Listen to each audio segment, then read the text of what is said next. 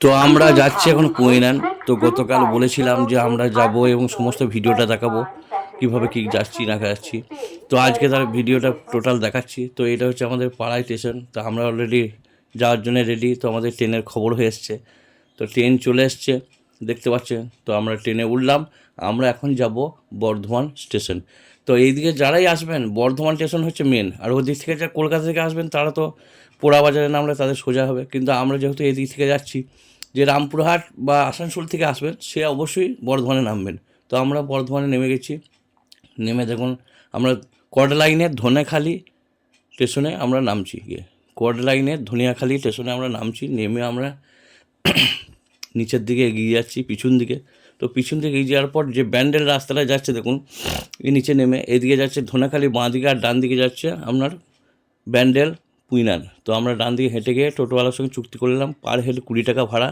পুইনান বাজারে আমরা গিয়ে নামলাম। তো পুইনান বাজারে নেমে আমরা হাঁটতে শুরু করলাম, কেন জামজট লেগে গেছে এখন থেকেই। তো সেখানে গিয়ে আমরা হাঁটতে শুরু করলাম। এতক্ষণ এটা হচ্ছে নামাজ ঘর, এটা আসানসোল ডিভিশন। তো প্রত্যেকটি ডিভিশনে ভাগ করা যায়। এটা হচ্ছে মেডিকেল। তো আমরা নেমে গেলাম মাঠে, যেখানে বিশ্বস্তমা হবে। দেখতে পাচ্ছেন মানুষ পুরোদমে কাজ করছে। এদিকে আমাদের বাপ্পাদের চোখে সুরমা লাগাচ্ছে, কারণ হচ্ছে প্রচুর মানুষ এখানে কাজ কাম করছে। দেখুন জামাত যাওয়ার জন্য রেডি। তা কাজ কামে মানুষ মানুষ লিপ্ত। প্রত্যেকটি মানুষ প্রত্যেকটি জেলার নানানভাবে কাজ হচ্ছে এবং আলাদা আলাদাভাবে পার্টিশন হচ্ছে, যাতে মানুষ নিজেদের মধ্যে একত্রিত থাকে, জেলার মানুষ এক কাজে থাকে এবং কেউ যেন না দিকভ্রষ্ট হয়ে যায়।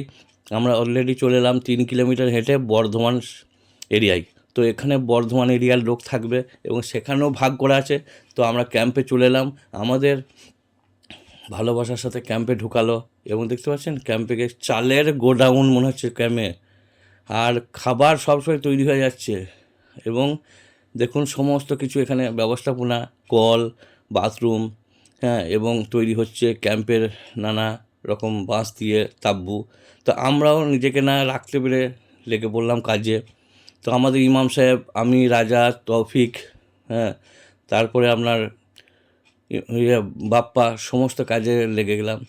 তো আপনি কি নিজেকে রাখতে পারবেন না রুকে, আপনাকেও কাজে লেগে যেতে হবে। কারণ ওখানে দেখতে পাবেন ধনী গরিব, হ্যাঁ, ছোট বড় সব মানুষ সব এক হয়ে, কেউ কাউকে চিনতে পারবে না যে কে বড় কে গরিব কে ধনী। সমস্ত মানুষ একত্রিত হয়ে কাজে ব্যস্ত, যে আমি এই বড় কাজে নিজেকে কিভাবে লাগাতে পারবো। তা আমরাও সেইভাবে লেগে গেলাম কাজে। তো এই কাজ দেখানোর উদ্দেশ্য হচ্ছে যে আমরা কাজ করছি এটা নয়, যে আমরা এই কাজের সঙ্গে জুড়ে গেলাম। ওখানে গিয়ে আপনাকে মনে হবে যে হ্যাঁ আমরা এই কাজে জুড়ি, কারণ আমরা এটাই করতে গেছি।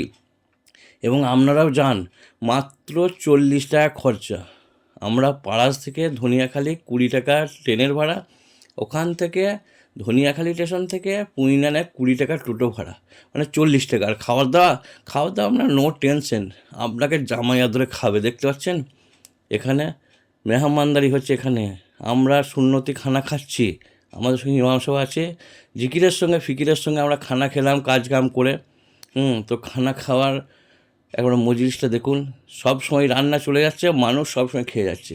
আমাদের বর্ধমান ক্যাম্পেই আজকে 1000 লোক খানা খেয়েছে এবং কর্ম করতে গেছে। আমরা সমস্ত কাজ ছেড়ে দিয়ে এই দিকে রওনা দিচ্ছি। তো আমাদের ইমাম সাহেব এবং সকলে কি বলছে একবার শুনুন। থেকে কাজ কাম করে এরপর বাড়ি ফেরার দিকে তো সকলে দোয়া করবে, আর সকলে আসার চেষ্টা করবে এই ভালো কাজে, মন দিল খুশ হয়ে যাবে। অনেক কাজ বাকি আছে এখন অনেক কাজ বাকি আছে। আপনারা আসুন, আপনারা সবাই মিলে আসুন, এসে সহযোগিতা করুন। এখন অনেক কাজ বাকি আছে। সমস্ত জেলার মানুষ এই ভালো কাজে আমরা শরিক হব এবং নিজেকে এই কাজে শরিক করব। এটা খুবই ভালো কাজ, কারণ হচ্ছে কার কখন মৃত্যু হবে এর কোনো বিকল্প নাই। তা যেটুকু জীবনে আর বেঁচে থাকবো, হয়তো নিজেকে ভালো কাজের জন্য এগিয়ে দেবো। তা সকলে এই ভালো কাজের জন্য আসার চেষ্টা করব এবং ভালো কাজে নিজেকে শরিক করব। তো আমরা সব কিছু সেরে নিজের বাড়ি ফেরার যাওয়ার চেষ্টা করছি। তো সকলেই ইনশাল্লাহ আসবো।